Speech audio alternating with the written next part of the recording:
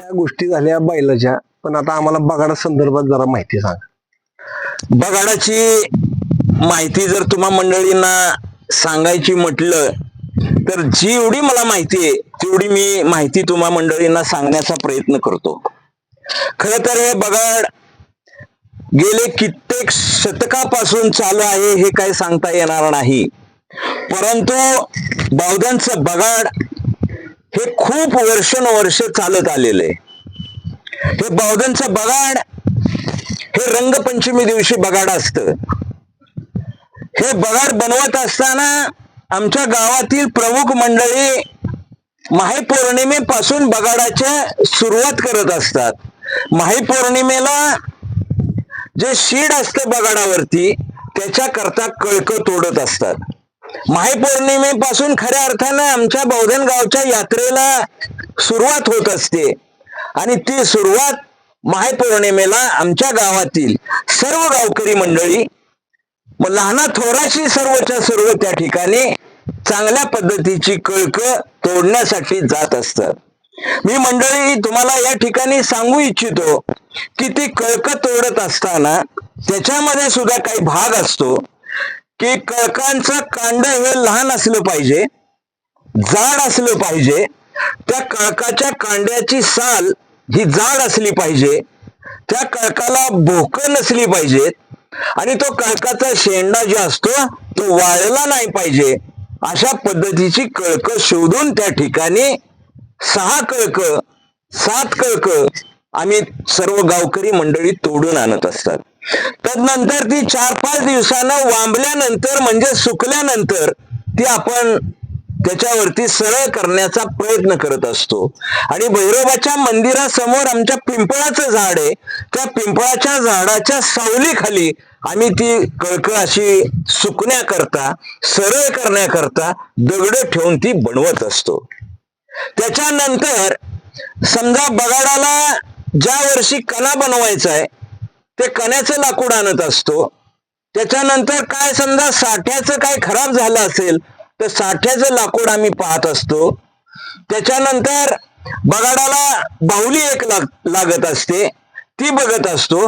सांगण्याचा मतितार्थ हा की जे लाकूड खराब झाले, जे लाकूड जो पार्ट चालत नाही तो पार्ट आम्ही गावकरी मंडळी सगळं बनवण्याचा मनापासून असा आटोकाट प्रयत्न करत असतो. बगाड म्हणजे काय तर बगाडाला 2 दगडी चाकं असतात. त्या चाकामध्ये कणा बसवलेला असतो. त्या कण्यावरती एक बुटा असतं. त्या बुट्यामध्ये 2 दांड्या बसवलेल्या असतात. त्या बुट्यावरती साठा बसवलेला असतो. साठ्यावरती वाघ असतो. वाघावरती खांब असतो. खांबाची उंची साधारणपणे 20 फूट उंचीचा खांब असतो. त्या खांबावरती एक फिरणारी बाहुली असते आणि त्या बाहुलीवरती जो आपण बगाड्या टांगतो ते शीड बसवलेलं असतं आणि त्या शिडाला एक बाहुली असते पुढं आणि त्या बाहुलीला नवसाचा बगाड्या टांगला असतो. ते नवसाचा बगाड्या म्हणजे काय तर ज्या पौर्णिमे दिवशी, होळी पौर्णिमे दिवशी भैरवनाथाच्या मंदिरामध्ये कवल लावला जातो. तुम्ही मंडळी कवल म्हणजे काय म्हणाल तर कवल म्हणजे त्या ठिकाणी माझ्या माहितीप्रमाणे ज्यांचा नवस पूर्ण झालेला आहे की ज्याने जो नवस केलाय की मला मुलगा होऊ दे, माझा घर प्रपंच चांगला चालू दे, माझ्या प्रपंचामध्ये भरभराटी होऊ दे, हे ज्यांचं पूर्ण झाले अशी लोक माझ्या माहितीप्रमाणे 60 ते 70 लोक दरवर्षी त्या नवसाच्या कौलासाठी बसत असतात. परंतु बगाड्या हा एकच ठरला जातो आणि तो त्या भैरवनाथाच्या मंदिरामध्ये होळी पौर्णिमे दिवशी 12च्या पुढे ठरला जातो. त्या ठिकाणी प्रत्येकाच्या नावानं 5-5 गहू लावलेले असतात. 5 आणि 5 असे 10. त्याच्यामध्ये उजवा आणि डावा ज्याच्यावरती बगाड आहे असा उजवा कवल द्या, आमक्यावरती बगाड नाही असा डावा कवल द्या. अशा पद्धतीची त्या ठिकाणी पुजारी त्या भैरवनाथाला प्रार्थना करत असतो, बोलत असतो. त्या वेळेला त्याच्यामध्ये जो उजवा कवल पडेल तो खऱ्या अर्थानं त्या ठिकाणी बगाड्या ठरला जातो आणि मग त्या ठिकाणी तो 5 प्रदक्षिणा भैरवनाथाच्या मंदिराला घालत असतो आणि तो बगाड्या हा मानाचा बगाड्या म्हणून त्या ठिकाणी बगाडाला रंगपंचमी दिवशी टांगला जातो आणि अशा पद्धतीचं हे बगाड, त्या बगाडाला एक दुर्वी असते, चावडी असते, 6 बैली असते, 8 बैली असते, 10 बैली असते आणि 12 बैली असते. अशा पद्धतीची 12 बैल त्या ठिकाणी बगाडाला जुंपली जातात. त्या ठिकाणी बगाड जुंपत असताना पूर्वी असं होतं, 2 तर्फा, एक पिसाळ तरफ, भोसले तरफ. भोसले तर्फाचा मान हा उजव्या बाजूला, पिसाळ तर्फाचा मान हा डाव्या बाजूला. अशा पद्धतीचा गाडा त्या ठिकाणी जुंपला जातो. त्या ठिकाणी पिसाळांचा माणूस खांबावरती एक उभा असतो, तो डाव्या बाजूला असतो. भोसल्यांचा एक जबाबदार माणूस असतो, तो उजव्या बाजूला उभा असतो. अशा पद्धतीनं त्या ठिकाणी बैल जुंपत असतानाही पिसाळ भोसल्यांचा एका बाजूला, अशा पद्धतीची जुनी प्रथा. मग त्याच्यामध्ये कुठल्या तर्फचा बैल पुढे जातोय अशा पद्धतीनं तो गाडा चुरशीनं पुढे जात होता, पळत होता आणि पळता पळता त्या वेळेला काहीतरी घोटाळा होत होता आणि म्हणून खऱ्या अर्थानं गावकरी मंडळी आमची एकत्र बसली आणि त्या गावाने ठरवलं की हा गाडा खर तर तर्फावरती न नेता एकाच खुट्यातली बैल जुंपावीत, अशा पद्धतीचा चावडीमध्ये बसून निर्णय झाला आणि तेव्हापासून खऱ्या अर्थाने पिसाळ तरफ आणि भोसले तरफ बंद झाली. ती बंद कुठे झाली तर फक्त बैल जुंपण्यामध्ये बंद झाली.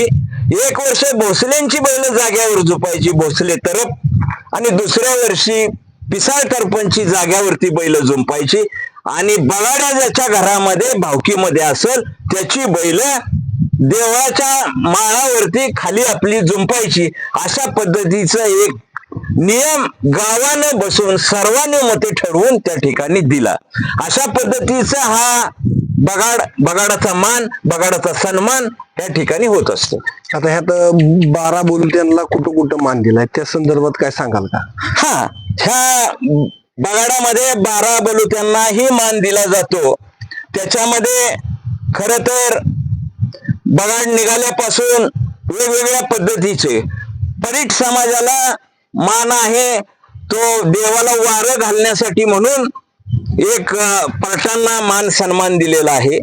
चर्मकार समाजाला त्या ठिकाणी ते देवळामध्ये फरं नाचवण्याचा आणि जी मशाल असते ते मशाल धरण्याचा मान त्या ठिकाणी चर्मकार समाजाला दिलेला आहे.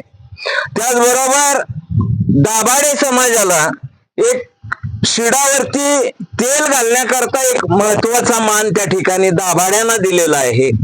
त्याचबरोबर कण्यामध्ये तेल घालण्याकरता हा तेली समाजाला एक मान दिलेला आहे.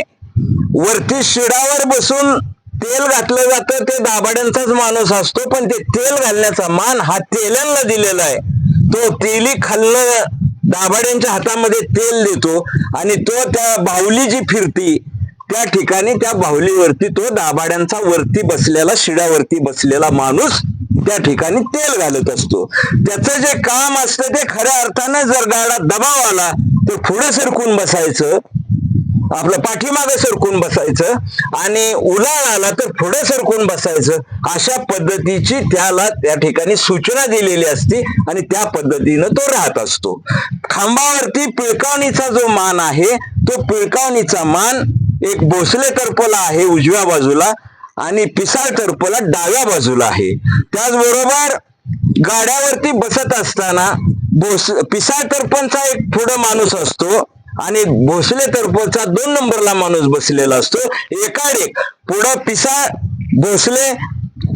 भोसले अशा पद्धतीचा त्या ठिकाणी मान असतो. सुतारांना सुद्धा 3 नंबरला बसण्याचा मान पूर्वीपासून दिलेला आहे, कारण ते सुतार मंडळी गाडा हा बनवण्याचं महत्वाचं काम करत असतात आणि बगाडाचा काही घोटाळा झाला तर लगेचच खाली उतरून त्यांनी ते बगाड दुरुस्त करून द्यावं म्हणून त्या सुताराला सुद्धा त्या ठिकाणी मान दिलेला आहे.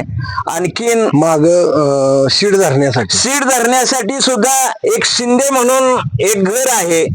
घर म्हणजे त्या घराची 5-6 घरं झालेली आहेत. हा शिंद्यांना बगाडाचं शीड धरण्याकरता म्हणून मान त्या ठिकाणी दिलेला आहे. त्याचबरोबर आणखीन पालखी ही घेण्याकरता भुयांना मान दिलेला आहे. ते भुई कंपनी पालखीचा मान घेत असतात आणि पुजारी ही देवाची सेवा करण्याचा त्यांना मान दिलेला आहे. याचा अर्थ सगळ्या 12 बलुतेदारांना त्या ठिकाणी वेगवेगळ्या पद्धतीचा मान सन्मान पूर्वजांनी दिलेला आहे आणि आजही तो चालू आहे. तर अशीच बौद्धन खिलार युट्यूब चॅनलला आपल्या माहिती दिल्याबद्दल आप्पा तुमचे खूप आभारी आहोत. नमस्कार. असंच सहकार्य राहू द्या आम्हाला. कायम धन्यवाद मित्रांनो. तुम्ही या ठिकाणी आल्याबद्दल तुमचं मनापासून कौतुक. तुम्हाला धन्यवाद. असंच आमच्या बैलांची फार मोठी प्रसिद्धी व्हावी हे खऱ्या अर्थाने मी तुम्हाला सांगू इच्छितो. मी पाहतो बघतो बऱ्याचशाच ठिकाणी तुमचे मी युट्यूबवर ह्याच्यावरती घेतलेल्या मुलाखती पाहत असतो. परवाच त्या काका अनपटांची एक मुलाखत बघितली. त्या मुलाखतीमध्ये मला कौतुक वाटलं की ज्या असणाऱ्या ड्रेसवरती त्यांनी ती मुलाखत दिली. माझ्या माहितीप्रमाणे बंडी आणि लुंगी अशा पद्धतीची त्यांनी त्या ठिकाणी मुलाखत दिलेली. चांगले मित्रांनो, आमच्या गावामध्ये बैलांचा सर्वच लोकांना चांगल्या पद्धतीचा नाद आहे, छंद आहे. तुम्हाला बौद्धन गावामध्ये अशी देखणी चांगली बैल कुठेही बघायला मिळणार नाहीत की जे बौद्धन गाव आहे. बौद्धन गावामध्ये तुम्ही बेंद्राला आला, बौद्धन गावामध्ये तुम्ही यात्रेला आला तर निश्चितपणाने एका जागेवरती एवढी मोठी चांगली सुंदर देखणी बैल कुठेही बघायला मिळत नाही. आम्ही फिरत असतो. कर्नाटक असू दे, कुठं जत असू दे, उमरज असू दे, नागठाण असू दे किंवा खाली हुलजंदी असू दे, कर्नाटक असू दे, या ठिकाणी गेल्यानंतर आम्हाला बैल फार तर 1-2 एका गावामध्ये बघायला मिळतात आणि एक बैल बघण्याकरता 100 किलोमीटर अंतराने आम्ही फिरत असतो. जे सांगेल त्या ठिकाणी मी जातो, बघतो. परंतु तिथं आम्हाला माप पसंत पडलं नाही तर आम्ही बैल घेत नाही. कितीही देखणा असला तरी घेत नाही. त्या बैलाला माप असलं पाहिजे, देखणा असला पाहिजे, चांगला असला पाहिजे. अशा पद्धतीचे आम्ही बैल घेत असतो. मीच नव्हे तर आमच्या बौद्धन गावामध्ये बरीचशीच लोक अशी आहेत की चांगली पारखून घेणारी मंडळी आहेत. चालते, आभारी आहोत. धन्यवाद. आभारी.